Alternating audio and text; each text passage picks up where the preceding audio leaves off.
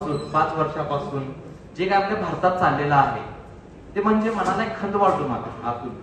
म्हणजे सगळ्यांना माहित असेल की बाबा आपल्या भारताची अवस्था काय आहे आणि आपल्या भारतात वातावरण कसं बनवलं जातं.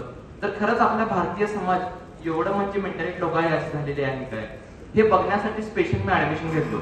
मग त्यानंतर कळालं की प्रत्येक सरांनी लेक्चर वगैरे घेत असतात की म्हणजे कास्टिझम वरती म्हणजे जेंडर वरती मॅडम वगैरे घेतात. म्हणजे डिस्कशन आमचं म्हणजे चांगलं होतं. त्यावरनं कळते की ओरिजिनल काय आहे आणि जे पॉलिटिशियन दाखवतात त्यामध्ये काय फरक आहे. हे म्हणजे आपल्या मला तर आता समोर आलं. मला असं वाटत होतं की आपला भारत असा पाहिजे असा पाहिजे, पण कळालं की पुस्तकामध्ये जे वेगळं आहे आणि जे चाललंय ते वेगळं आहे. ज्यावेळी माणूस शिक्षण घेतो त्यावेळी माणूस पुढे जातो. आज मला म्हणजे समाजशास्त्र घेऊन हे कळालेलं आहे. 10वीला वाटत होतं काय बोरिंग विषय आहे, कशाला घ्यायचं, काय वाचल्यावर काय होणार आहे. पण आता जी अवस्था झाली आहे म्हणजे चाललेली आहे, ज्यावेळी अभ्यास करतो आणि माणूस पुढे जातो आणि माणूस पुढे गेल्यानंतर प्रत्येकाचे नेचर कळतात की बाबा ह्यामध्ये काय प्रॉब्लेम आहे, त्यामध्ये काय प्रॉब्लेम आहे.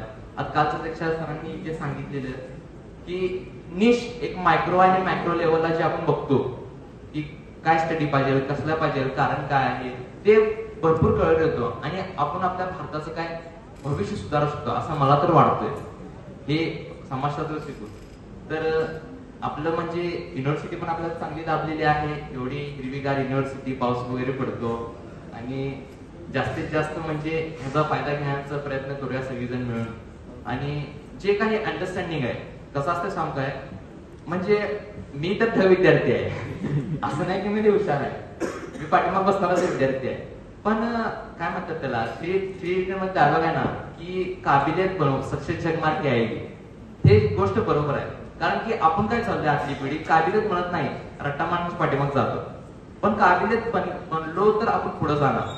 हे म्हणजे एवढ्याचा एक्सपिरियन्स मला कळलेला आहे. आणि असं करून मी माझं मनोव्यक्त थांबवतो आणि सर्वांचा धन्यवाद करतो, स्पेशली एसवायच्या विद्यार्थ्यांना की त्यांनी मला हे चान्स दिला. तर थँक्यू. जय हिंद.